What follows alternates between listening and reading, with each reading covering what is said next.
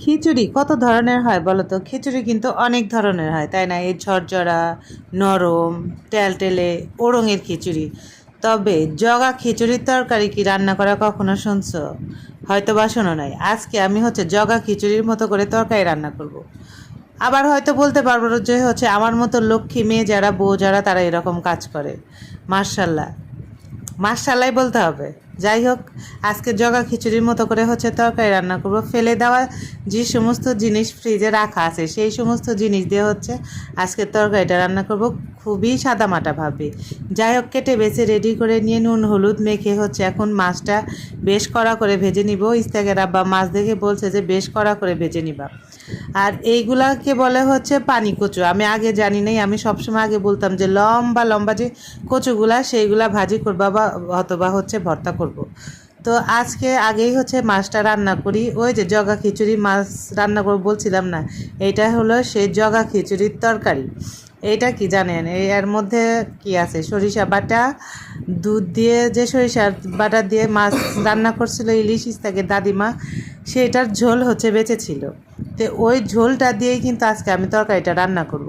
প্রথমে যে একটুখানি পেঁয়াজ ভাজি করতে দেখছেন না ফোড়নের জন্য, ওইটুকুই মশলাপাতি দিছে, আর কোনো মশলা আমি অ্যাড করি নাই। দেখেন তরকারির যে কালারটা, উপরে যে তেলটা উঠে আসছে, দেখেই কিন্তু খুব লোভ লাগতেছে, তাই না? আমার মতো যেরকম লক্ষ্মী মেয়ে যারা আছেন, বউ আছেন, তারা কিন্তু এরকম করতেই পারেন মাঝে মাঝে। আমি কিন্তু প্রায়ই করি যে আগের একটু বাঁচা বুচা তরকারি আছে, কি করব, তখন পরের দিন যদি দেখি যে ওই সিস্টেমে কোনো কিছু রান্না করতেছি, তখন ওই জিনিসটা দিয়ে দিই, সাশ্রয় করি আর কি। তো ওই যে পানি কচুটা যে ভর্তা করব, তার জন্য রসুন লাগবে। তো ছেলে এক ঘরে ছিল, তো ফ্যান চালায় বসে আছে, আমি ওখানে বসে বসে রসুনটা ছিলতেছি। তো ফ্যানের বাতাসে রসুন পুরা ঘরময় হয়ে গেছে। যেরকম গোলাপ ফুল এর পাপড়ি ছিটা দেয় পুরা ঘরময়, সেরকম দেখলাম যে পুরা ফ্লোর এই রসুনের চোচা দিয়ে পাপড়ির মতো ছেয়ে গেছে। যাই হোক, রসুন ছেলা শেষ করে এখন সরিষার তেল দিয়ে শুকনা মরিচটা ভাজবো। তাকে দাদিমা বলছিল যে সরিষার তেলটা শেষ করে টিস্যু দিয়ে মুছে তেল আবার ভরে রাখো। তো সেই মতোই তেলটা ভরে রেখে দিচ্ছি, আর সরিষার তেল দিয়ে শুকনা মরিচটা ভেজে নিব, তাহলে তেলটাও ফেলে দেওয়া হলো না। কত এই যে টেকনিক আর বুদ্ধি খরচ করতেছি, বাপরে বাপ। সরিষা তেল দিয়ে তো শুকনা মরিচটা ভেজে নিই, এখন ওই তেলের মধ্যেই রসুন আর পেঁয়াজটা আবার ভেজে নিব।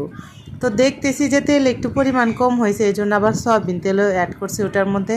আর দেখেন কষানোর পরে, একে তো মশলা কষানোর পরে কালারটা বেশ ইয়াম্মি হয়েছিল, আবার সবজি সহ কষানোর পরেও কিন্তু কালারটা দেখছেন তো কত সুন্দর আসে।